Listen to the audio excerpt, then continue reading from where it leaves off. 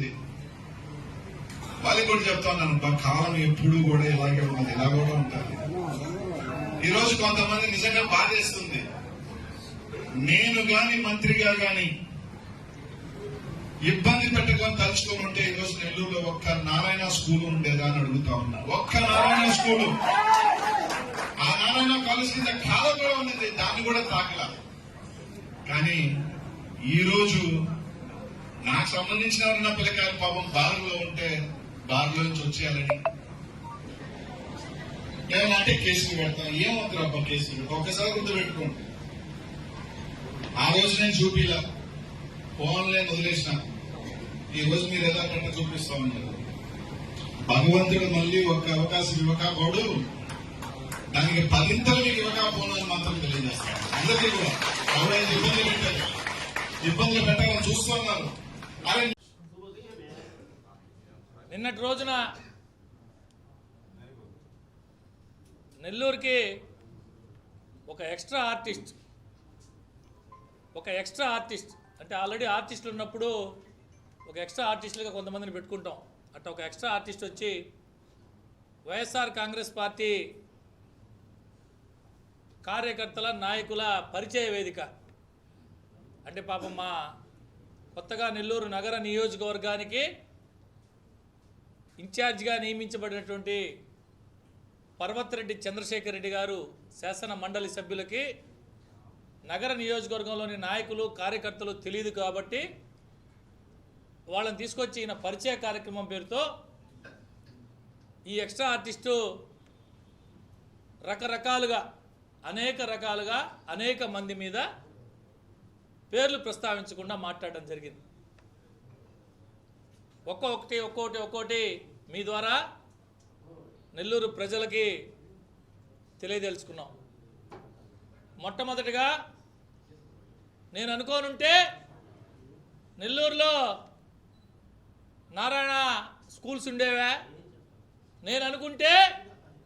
నేను మంత్రిగా ఉన్నప్పుడు అనుకుంటే నెల్లూరులో నారాయణ కాలేజీలు ఉండేయా, కాలేజీ కింద ఒక కాలువ పోతుంది, నేను అనుకుంటే ఉండేదా కాలేజీ అని చెప్పి మాట్లాడాడు.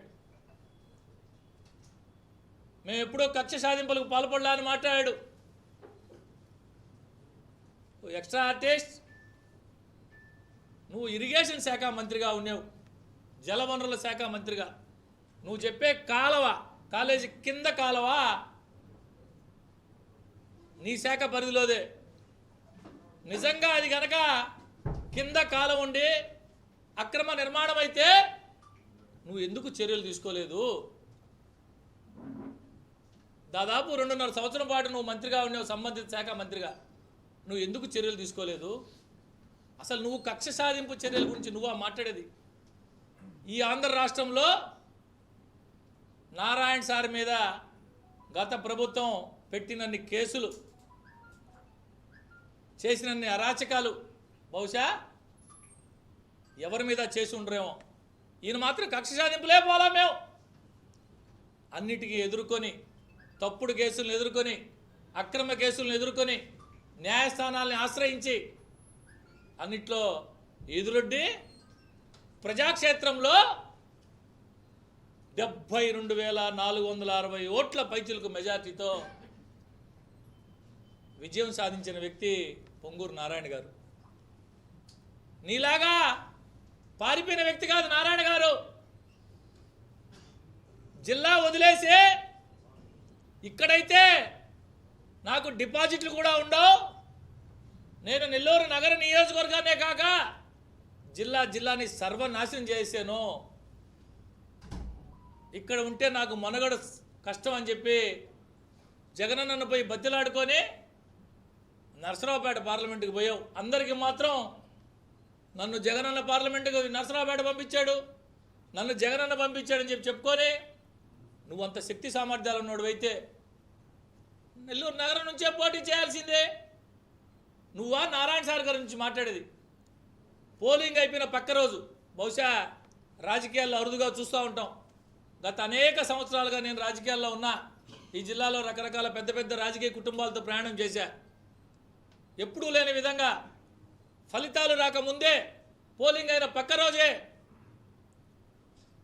నేను నా కుటుంబం యొక్క సొంత నిధుల నుంచే కార్యకర్తల కోసం, ఎవరైతే తెలుగుదేశం పార్టీ కోసం కష్టం చేశారో వారి సంక్షేమం కోసం మా సొంత నిధులు, మా కుటుంబం యొక్క సొంత నిధులు ప్రతి సంవత్సరం 10 కోట్ల రూపాయలు, 5 సంవత్సరాలకి 50 కోట్ల రూపాయలు నేను వెచ్చిస్తా అని చెప్పి గర్వంగా చెప్పిన నాయకుడు డాక్టర్ పొంగూరు నారాయణ గారు. నారాయణ సార్ గురించి నువ్వు మాట్లాడతావు. ఆయన 4 సంవత్సరాల తర్వాత వచ్చాడు. 4 సంవత్సరాల తర్వాత వచ్చాడా? 40 సంవత్సరాల తర్వాత వచ్చాడా? వచ్చాడు, పోటీ చేశాడు, 73,460 ఓట్లతో గెలిచాడు. గెలిచాడా లేదా? నెల్లూరు నగర నియోజకవర్గ చరిత్రలో ఎప్పుడూ లేని విధంగా, జిల్లా చరిత్రలో బై ఎలక్షన్లో కాదు, సార్వత్రిక ఎన్నికల్లో ఎప్పుడూ లేనంత మెజారిటీ నారాయణ సార్ గారు ప్రజలు పట్టం కట్టారు. ఆయన గురించే నువ్వు మాట్లాడేది. రాబో రోజుల్లో నేనేందో చూపిస్తా. పేరెత్తకుండా వేమిరెడ్డి గారి గురించి కూడా ఒక మాట ఆడకపోయి ఆయన నా వల్ల ఏదో ఈయన వల్ల పాపం గెలిచేశారంట వేమిరెడ్డి గారు, వారి సతీమణి ప్రశాంత్ రెడ్డి గారు. కనీసం వారి పేరు ఉచ్చరించే అర్హత ఉందా నీకు అని అడుగుతున్నా. వారి పేరు ఉచ్చరించే అర్హత ఉందా నీకు అంటున్నా. నువ్వు కూడా వాళ్ళ గురించి మాట్లాడితే వినేదానికే చాలా అసహ్యంగా ఉందని చెప్పి ఈ సందర్భంగా తెలియజేస్తాం. వేమిరెడ్డి గారు ఎక్కడెక్కడో సంపాదించి ఆయన కష్టార్జితంతో సంపాదించుకొని అనేక రకాల సంక్షేమ కార్యక్రమాలు తను పుట్టి పెరిగిన జిల్లాకి చేయాలని రాజకీయాల్లోకి రాకముందు నుంచే విద్య, వైద్యం, త్రాగునీరు అనేక రంగాల్లో సేవ చేస్తున్న వేమిరెడ్డి ప్రభాకర్ రెడ్డి గారు హిట్ టీవీ యాప్ ని డౌన్లోడ్ చేసుకోండి. ఇందులో short news, live news, entertainment movies అన్ని అవైలబుల్ గా ఉన్నాయి. Please download hit TV app. Hit TV app ని ఫ్రీగా డౌన్లోడ్ చేసుకోండి.